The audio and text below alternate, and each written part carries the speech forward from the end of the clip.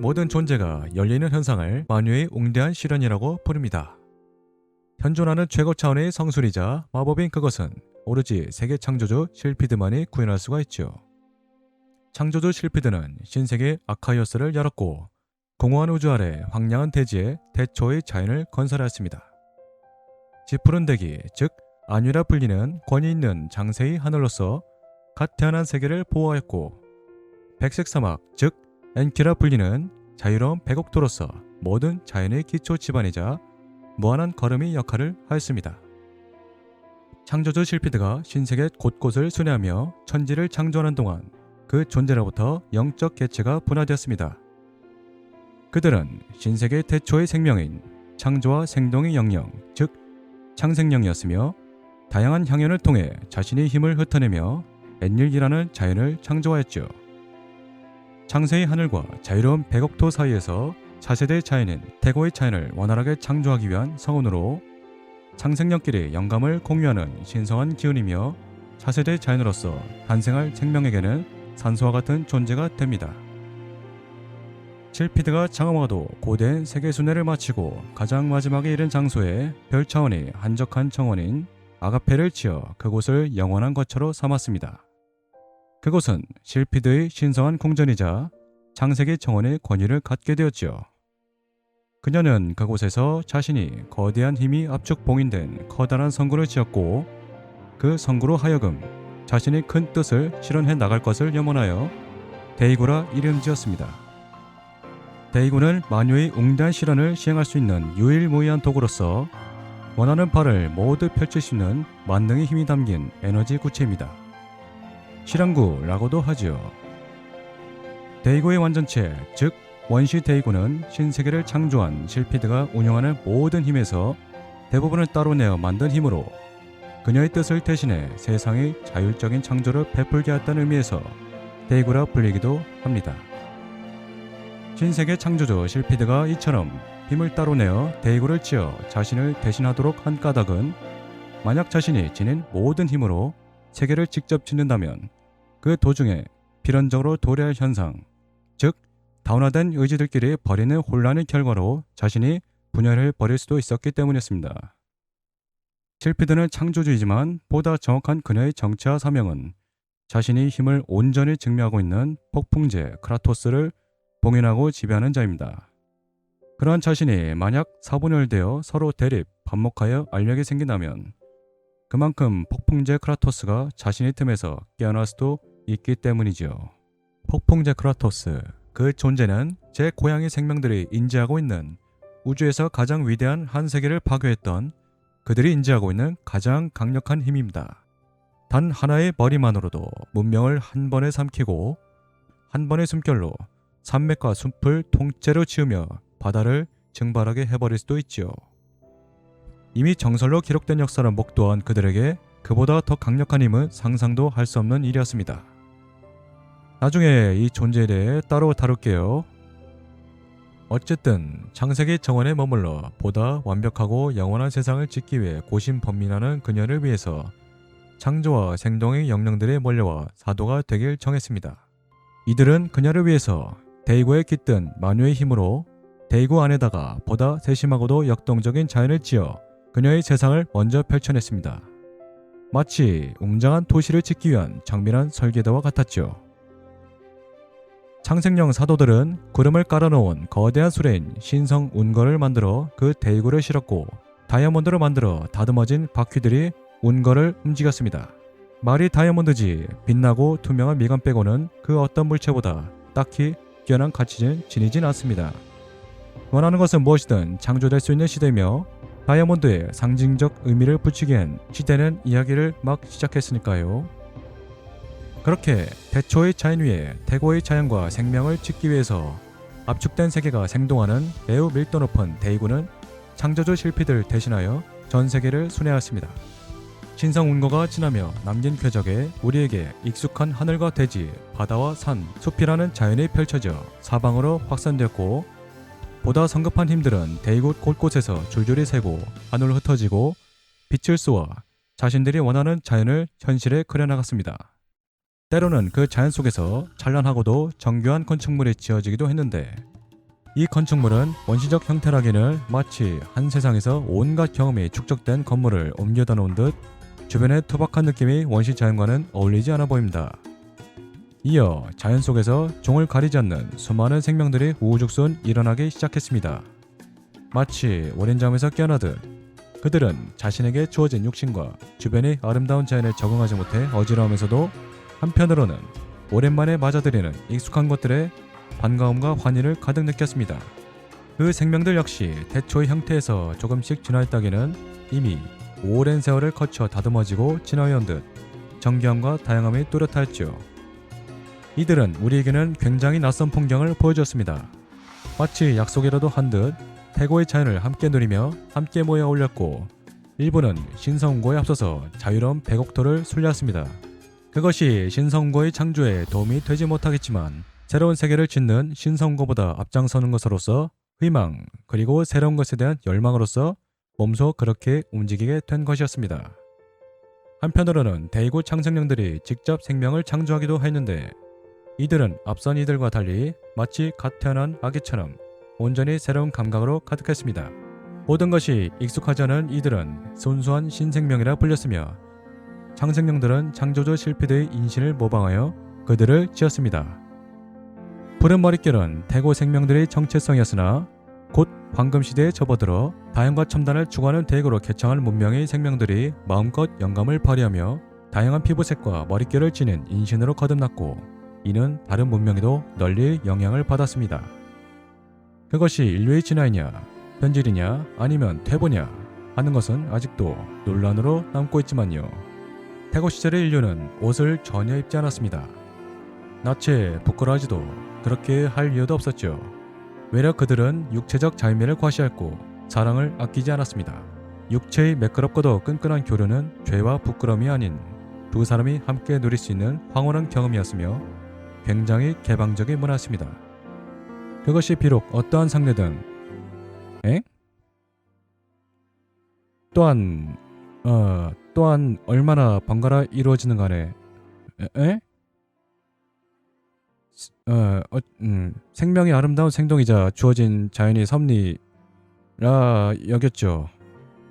잠깐만, 나는 그냥 소개하는 것 뿐이에요. 어쨌든 짙푸른 하늘에 저 빛나는 것은 현대의 태양이 아닙니다.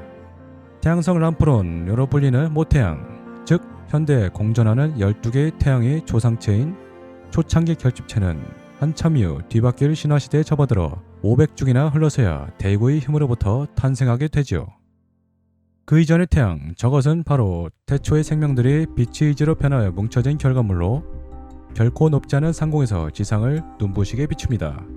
하나하나의 창조물이 저마다 찬란한 매력과 가치를 지니고 있건만 왜 하필 태어난 생명들은 유독 빛을 갈구하는 것일까요? 빛에 대한 갈증. 그건 아마도 어둠에 과분할 만큼 취한 자가 품을 수 있는 상대성에 대한 깊은 동경이란 현상이 아닐까요?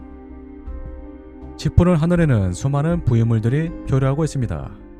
안타까운 일이지만 창조주 실피드는 앞서서 이미 자신의 세계를 한 번 잃은 바 있습니다. 자신이 지배하는 크라토스의 힘이 멸망시킨 위대한 세계와는 달리 그녀의 최초 세계인 구세계는 외부의 침략으로 멸망하지 않았습니다. 신세계와 마찬가지로 크라토스의 힘을 창조력으로 뽑아 만든 그 세계를 감히 범할 수 있는 침략자는 없었죠. 위대한 제국이 더 강한 제국의 침략으로 멸망하지 않는다면 다른 이유는 뻔한 게 아닐까요? 어쨌든 부유하는 물체들은 멸망 후 모두 소멸되지 않은 구세계의 자녀입니다.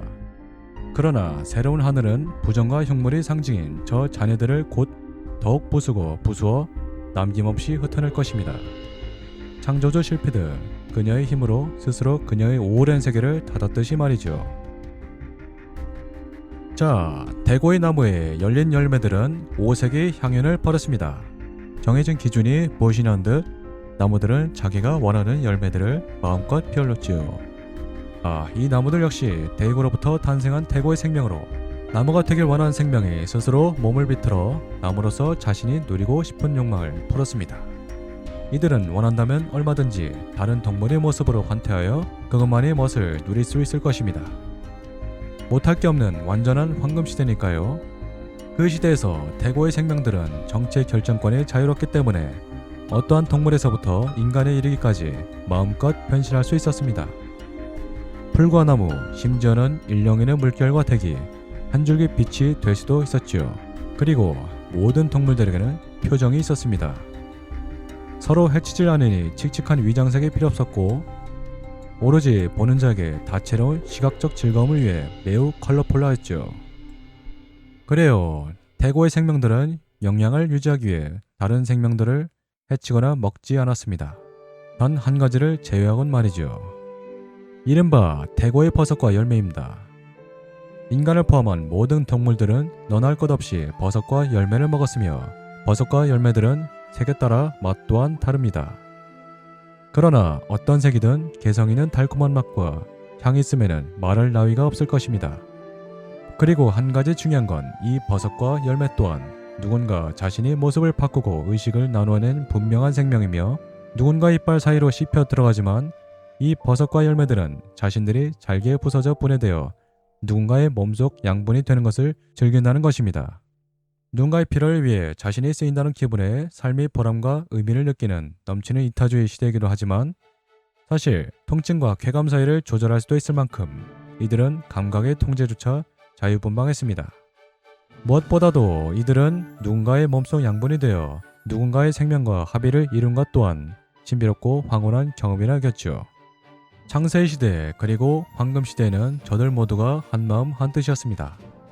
원한과 같은 세월의 묵은 때가 없고 마음만 먹는다면 얼마든지 서로의 형질로 탈바꿈할 수 있기 때문에 그들은 늘 동질감을 느꼈죠. 데이고는 세상을 짓고 나를 지었다. 그러하니 곧 나는 세상을 구성하는 파편이자 일부의 자연이다. 라고 생각하고 있으니 주변에 널린 게 재산이요. 양식이 되기도 합니다. 대고의 세계를 건설하던 데이고는 내부에 다양하게 존립해 있던 의지들이 강렬한 변욕망을 분출하며 마침내 혼란을 일으켰습니다. 그에 따라 결속력이 무너져 내리며 데이고는 8개로 분열했죠. 하지만 혼란의 결과물도 나름이겠죠? 그것들은 질서와 규율, 포용과 관용, 다용과 첨단, 약속과 경륜, 분열되고 남은 의지들이 다시금 이룩한 단결, 세계의 영원한 존속을 끌어오기 위한 우주와의 연결, 살아있는 존재끼리 반드시 소통할 수 있는 고차원적인 신비의 힘, 즉 생결, 그리고 마지막으로 세계의 멸망적 위기에 있어서 운명을 판가름하기 위해 보존된 힘, 즉 종결, 요로 나뉘었습니다. 그런 보다 진취적인 가치, 고에서 썩지 않기 위한 자생적 흐름으로 분열한 것이었기에 좌우 더욱 찬란하고도 활력 있는 시대를 불러왔습니다. 이 시대를 황금시대라고 하지요. 복음을 가리지 않고 모두가 꿈꾸는 바로 그 시대입니다. 역사는 반복되기도 하지만 새로운 국면으로 나아가기도 합니다. 앞선 분열에서처럼 유익한 결과를 가져오면 좋겠지만 안타깝게도 그것은 정점이었습니다. 의지가 있는 자라면 산 자든 죽은 자든 누구나 이루고 싶어하는 소망이 정점 말이죠. 정점이 있다면 기울어진 것은 순리, 그 뒤로는 정도 모르는 만족을 위한 과한 욕심과 호기심은 끝없는 담력을 일으켰고 그것은 황금시대를 보증하는 복된 흐름을 붕괴하였습니다. 그렇게 흐름의 균열 속에서 마침내 파멸을 부르는 힘들이 솟아나거나 그것으로 변질되기 시작했는데 그것들은 어긋난 정신이라 불렸습니다. 이 잘못된 생명들은 복된 흐름을 잘 타고 있는 생명들에게 의문과 거짓 그리고 호기심을 끊임없이 부추기며 타락하게 하면서 황금시대의 종지부를 찍었습니다. 황금시대의 빛이 바르지 않도록 질서와 규율 이념을 중시하는 자들이 황금시대를 어지럽힌다고 여긴 잘못된 정신과 그의 영향을 받는 자들을 본보기적으로 잡아 처형했고 형장에서 울려 퍼지는 단말마와 함께 황금시대는 결국 종지부를 찍었습니다. 그 후 자연스러운 수순으로 반발과 갈등, 정과 전쟁, 철학과 파멸을 따랐으며 그것들 속에서 늘 피어나는 희망이라는 가치가 따르면서 새로운 활력의 역사로 넘어갔습니다. 환경에 따라 도구의 가치는 달라지듯 분열된 대구 역시 그 무렵에서부터는 살아남고 이기고 정복하기 위한 전쟁동으로 쓰였습니다. 차라리 그 흉물이 없는 게 나았을지도 모른다는 듯 대구가 지닌 풍부한 만능힘 때문에 상대방이 그것으로부터 목숨과 목숨처럼 중요하게 여기는 자신이 터전을 위협받는다는 생각으로 두려움에 떨고 아예 상대방이 그것을 빼앗아 힘을 축적하고 자신들이 추종하는 이념이 절대적으로 옳다는 것을 증명하고자 하는 욕심으로 가득했으며 그렇게 하기 위해 대의고임은 대부분 싸움을 위한 무력 수단으로 활용되었던 것이었습니다. 분란을 초래하는 그것이 차라리 없었더라면 황금시대를 상징하는 복된 흐름은 더 이어졌을까요? 새로이 열린 활력의 역사. 하지만 세상의 복된 흐름을 갉아먹기만 하는 부정으로 가득한 시대에서 희망이라는 묘하고도 외로운 긍정의 힘은 모험가라는 운명을 창조했습니다. 분열한 대구가 어떤 것이든 가리지 않고 그 힘이 부추김을 받아 탄생하게 된 모험가들은 이제는 대구가 다시금 하나로 모이길 꿈꿉니다. 비록 피로에 의해 대구가 분열되었다나 그 분열의 괴리와 갈등, 타락을 거쳐 지금껏 끊임없는 혼란, 수습되지 않는 혼란은 나왔다고 여겼기 때문이었죠. 분열된 대구를 추종하는 자들이 하나가 되기 위한 마땅한 방법이 없는 이상 아예 분열된 대구들이 하나가 되는 것만이 방법이라 여기는 풍조가 이렇습니다. 드래곤볼처럼 무작정 모아 완성한 대구는 곧 생명성제의 완전한 힘이 될 것이며 창조주 실피드가 그 완전한 힘을 구현하여 세상의 만연한 괴리와 갈등을 평정할 수 있으리라 믿었지요. 비록 모아들이는 과정에 보다 심한 혼란과 유혈이 발생할 것이며 비록 실피드가 그 힘을 온전히 활용하여 이 혼란스러운 세상을 평정할 수 있을 것이라는 보장은 없지만 지금으로선 황금시대 이후로 끝나지 않은 고질적인 병폐야말로 그 어떤 결과보다 악독하고 지긋지긋한 것이라 모험가들은 여겼습니다. 시대를 가리지 않고 모험가들은 대구를 모아들이기 위한 길에 하나의 디딤돌이자 한움큰 연료가 되길 바라며 살아왔고 또한 살고 있습니다. 비록 우리가 모험가라 부리지 않고 평범한 일상을 살고 있는 자라 할지라도 엄연히 그런 마음가짐으로 인생을 살아가고 있으니 그들 모두는 모험가라 할 수 있을 것입니다.